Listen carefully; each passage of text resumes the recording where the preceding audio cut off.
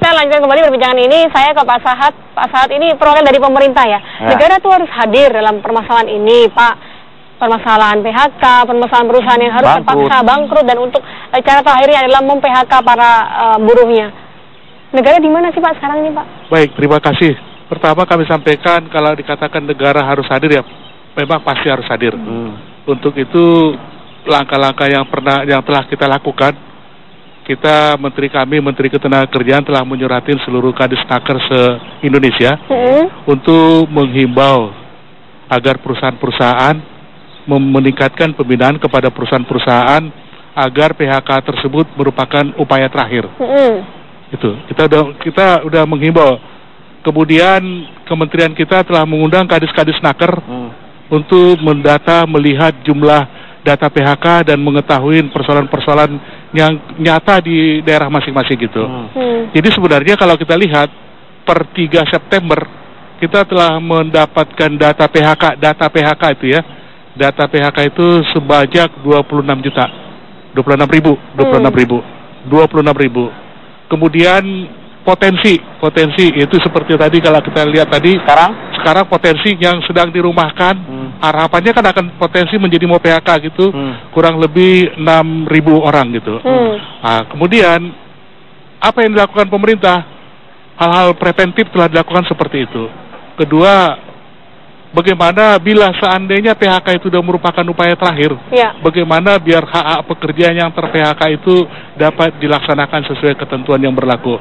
Betul apa yang dikatakan Pak Suryadi tadi, betul mengenai mekanisme prosedur PHK itu dan hak-haknya telah diatur sedemikian rupa dalam Undang-Undang 13. Namun kalau kita lihat kondisi-kondisi sama seperti saat ini, sebelum PHK itu sebaiknya dilakukan, pemerintah menghimbau begini, lakukan pengurangan jam kerja itu tadi Mbak Neneng Neneng juga itu berjalan nggak Pak? Berjalan. Buktinya ada. Anda terus memantau, kementerian Anda terus memantau. Di Snaker kami selalu memantau. Buktinya di Kalimantan Timur ada sedang pekerja dirumahkan. Kita memantau upayanya biar tetap dibayar terus. Jadi untuk mencegah PHK perusahaan merumahkan pekerjanya. Kemudian memang betul apa yang dikatakan Mbak Neneng Elitos tadi gini. Pekerjaan yang habis kontraknya tidak diperpanjang lagi. Nah ini kan dalam rangka mencegah PHK pekerja. Tapi diganti dengan outsourcing Pak Alidaya Pak. Dengar dulu, sebentar dulu, bukan begitu persoalannya. Pekerjaan yang habis kontraknya tidak diperpanjang. Pekerjaan yang pensiun dipensiun percepat. Kemudian kontrak kerja pelaksanaan hubungan industrial yang berdasarkan OS atau Alidaya kontraknya diputus. Jadi artinya biar tetap bertahan perusahaan ini dengan tetap mempekerjakan pekerja yang ada. Itu upaya-upaya itu selalu dilakukan oleh perusahaan. Dan kalau upayanya hanya saja memantau Pak, mengumpulkan para kepala dinas tenaga kerja, bisa mencapai tujuan dari pemerintah itu. Kan kita tidak tahu kalau misalnya di lapangan. Ini kan kita melihat dari sektor ketenagakerjaan, dari sektor ketenagakerjaan harapannya adalah bagaimana biar jangan terjadi pemutusan hubungan kerja. Jadi membangun dialog antara pekerja dan pengusaha sehingga pekerja dan pengusaha bisa sama-sama memahami kondisi ini gitu. Sebelum perusahaan melakukan pemutusan hubungan kerja pada karyawannya, lapor dulu tidak ke dinas tenaga kerja. Jadi sesungguhnya menurut wajib lapor ketenagakerjaan, perusahaan itu melapor kepada disnaker setempat rencana mau melakukan PHK. Itu rencana ya? Jadi kalau rencana melakukan pemutusan hubungan kerja, kami akan melakukan pemutusan hubungan kerja, itu menurut wajib lapor ketenagakerjaan. Faktanya Pak yang terjadi selama ini? Mereka jadi, seperti itu atau justru setelah pemutusan hubungan kerja baru lapor atau tidak lapor sama sekali? Jadi dulu baru nanti ketika bermasalah baru. Jadi benar demikian Pak. Jadi begini, kita ngomong proses penyelesaian perselisihan, proses penyelesaian PHK. Rencana PHK diberitahukan kepada pemerintah, kepada instansi yang bertanggung jawab di bidang ketenagakerjaan.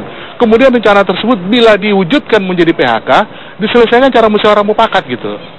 Diselesaikan cara musyawarah mufakat antara pekerja dan pengusaha. Tapi kalau PHK dulu baru di mediasi, lapor salah kamar Pak berarti Pak kalau kayak gitu. Enggak, normanya selesaikan dulu cara musyawarah mufakat. Normanya seperti itu. Kalau memang tidak ketemu jalan itu, barulah seperti itu. Baru kalau nggak ketemu upaya musyawarah mufakat, baru mereka melaporkan ke instansi yang bertanggung jawab di bidang ketenagakerjaan untuk mendapatkan penyelesaian. Kenyataannya gini Pak, yang melapor ke disnaker itu yang bermasalah. Jadi bermasalah. Artinya kalau perusahaan sama si pekerja, bukan cari aman, mereka komunikasinya bagus, mereka selesaikan, mereka nggak lapor. Itu yang sebenarnya banyak. Jadi mereka juga banyak, mereka selesaikan semuanya. malah biasanya begitu tuh nggak melapor. Paling kalau mereka tuh sampai tutup, mereka tidak melapornya ke Disnaker, biasanya melapornya ke kantor pajak karena mereka nggak ada aktivitas. Ini yang saya lihat ya. Jadi yang kebanyakan melapor tuh yang ya dalam jumlahnya besar, bermasalah jumlahnya besar. Yang sudah di atas mungkin 100 orang itu mungkin ya. Tapi kalau sama-sama haknya dipenuhi, misalkan para buruh ini dipenuhi haknya, berarti tidak usah melapor. Begini, kenyataan apa gitu Bapak? Kalau saya sih, karena ini kan realita objektif ya. Biasanya ketika pemutusan PHK ini sering kali terjadi sepihak, dan kemudian dinas itu mengetahui itu ketika ada pelaporan, ketika para buruhnya atau serikat pekerja mendatangi dinas-dinas, gitu kan itu. Nah, ini yang menjadi problem besar gini. Makanya saya bilang tadi, sebenarnya ada dua hal, sebenarnya beberapa hal yang bisa dilakukan. Bagaimana rakyat mendapatkan jaminan keamanan kepastian bekerja? Karena sistem kerja kontrak, alih-daya outsourcing ini, perlakuan PHK semena-mena itu terjadi. Gitu. Nah, kedua, pemerintah bisa membuat bagaimana memberikan rasa keadilan terhadap kaum buruh. Rasa keadilan seperti apa gitu kan gitu. Ya memang harus hadir di tengah-tengah, di mana misalkan kalau memang situasinya karena berdampak dampak dari persoalan ekonomi, itu kan bisa dibicarakan sejak dari awal gitu kan gitu. Tetapi pihak para pengusaha yang juga seringkali berlaku tidak adil dan kemudian perlakuan semena-mena, itu juga harus diberikan sanksi yang tegas gitu loh. Tidak hanya sekedar memberikan apa ya, tadi kalau kementerian bilang bahwa ya ada niat baik untuk bagaimana sekedar pengawasan, tetapi implementasi dari rasa keadilan itu tidak terjadi, maka konflik itu terjadi di mana-mana. Oke, sampai Pak Haryadi. Kita Pak Haryadi dan juga Pak Sahat dan Bu Nining, kita ke Jember, Jawa Timur dulu dengan laporan dari Samsul Hoiri. Silakan Samsul.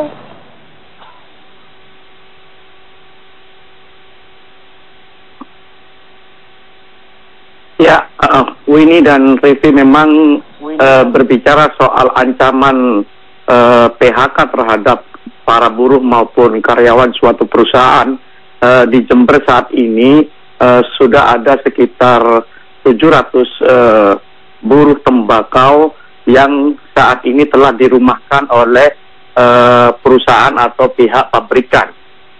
Kondisi ini akan juga mengancam kepada nasib ribuan buruh tembakau lainnya, mengingat sejumlah pabrik atau gudang tembakau milik perusahaan atau milik pabrikan di beberapa daerah yang ada di Jember ini sudah tidak lagi melakukan pembelian terhadap tembakau hasil panen petani dengan dalih bahwa kualitas tembakau petani dinilai buruk. Oleh karena itu, alasan ini kemudian akan dicari tahu oleh beberapa pihak, termasuk Komisi D DPRD Kabupaten Jember kemarin melakukan beberapa kunjungan kepada perusahaan-perusahaan atau gudang-gudang pabrik rokok yang ada di Jember. Apakah alasan itu memang alasan yang benar-benar terjadi, atau memang ada alasan lain akibat kondisi perusahaan yang saat ini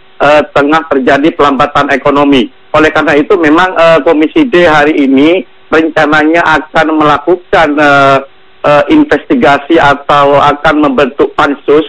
Mengapa alasan pihak pabrik tidak lagi menutup atau tidak lagi membeli tembakau petani, sehingga kemudian berdampak kepada nasib buruh atau karyawan pabrik tembakau yang saat ini bekerja di beberapa gudang tidak lagi melakukan aktivitasnya.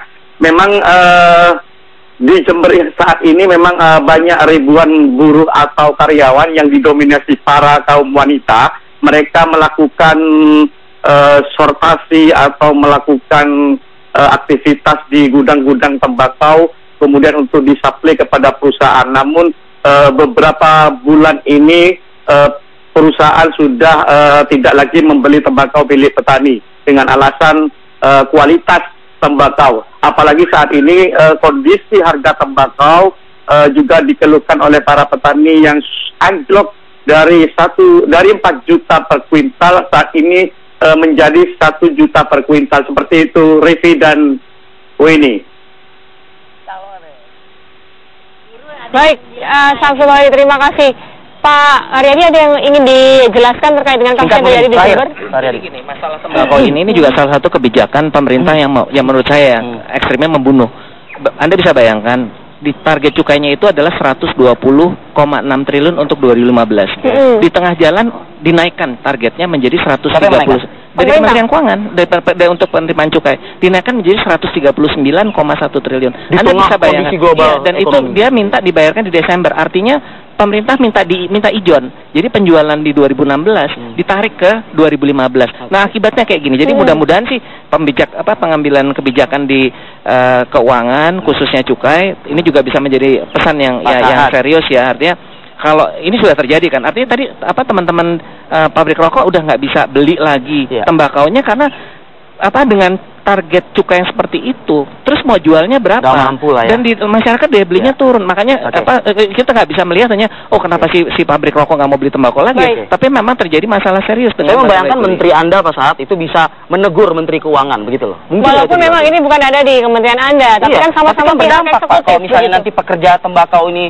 dirumahkan lagi ya Mbak Ning ya begitu ya, mudaratnya lebih banyak daripada manfaatnya Pak. Mungkinkah? Jadi begini, sebenarnya inilah yang harus dilakukan secara bersama-sama antar instansi, antar kementerian, bagaimana mengkoordinasikan masalah-masalah itu sehingga tidak serta-merta berdampak sepenuhnya kepada sektor ketenagakerjaan. Jadi kalau seperti apa yang dikatakan Pak Aryadi tadi, masukan-masukan cukup bagus, nanti dilihat dari aspek ketenagakerjaan tentu akan memberikan rekomendasi atau masukan-masukan ke kementerian yang terkait begitu. Pemerintah tidak mau kan ditambah lagi angka penganggurannya begitu, tidak mau bukan Pak? Tentu kesimpulannya begini, tidak ada satu negara pun yang mau berkeinginan melihat negara rakyatnya menderita gitu.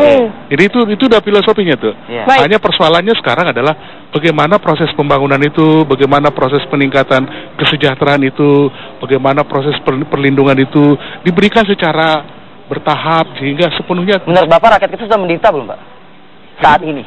Jadi begini, kalau rakyat itu apa yang dilakukan oleh pemerintah itu adalah saat ini adalah bagaimana berupaya untuk meningkatkan kesejahteraan. Baik. Terakhir Mbak Nining, harapan dari teman-teman buruh? Iya, kalau kami sebagai organisasi Konfederasi Kasbi bahwa bagaimana pemerintah memberikan jaminan keamanan kepastian bekerja sehingga menghilangkan sistem kerja kontrak dan alidaya dan termasuk perlakuan PHK semena-mena kan gitu.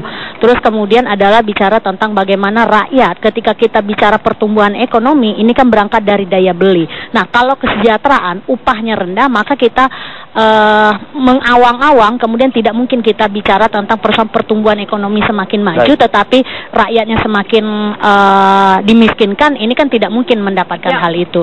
Maka bagi kami adalah yang terakhir adalah bagaimana para pengusaha yang kemudian banyak memanfaatkan situasi yang kemudian dengan merubah alih fungsi dari tetap menjadi kontrak dan lain-lain juga harus diberikan efek jera, sanksi yang tegas pada pengusaha. Tetapi bagi pengusaha yang kemudian punya dampak perusahaan ekonomi, maka menjadi tugas pemerintah bagaimana mencari jalan keluar dari persoalan bangsa kita yang lebih besar. Sehingga teman-temannya Pak Haryadi bukan kan? Ya, saya nggak tahu lah, tapi bagi kita adalah kecilaman ini nggak banyak yang gitu kasuistis. Ya, tapi kan kita bisa lihat New Armada begitu besar, perusahaan Sampurna begitu besar juga sedang melakukan PHK itu gitu ya. Jangan sampai besok-besok kita mendengar laporan lagi-lagi gulung tikar, lagi-lagi mem-PHK karyawan ya seperti itu. Ya jangan salah kan kalau misalnya nanti dikatakan negara belum hadir lagi gitu loh ibaratnya.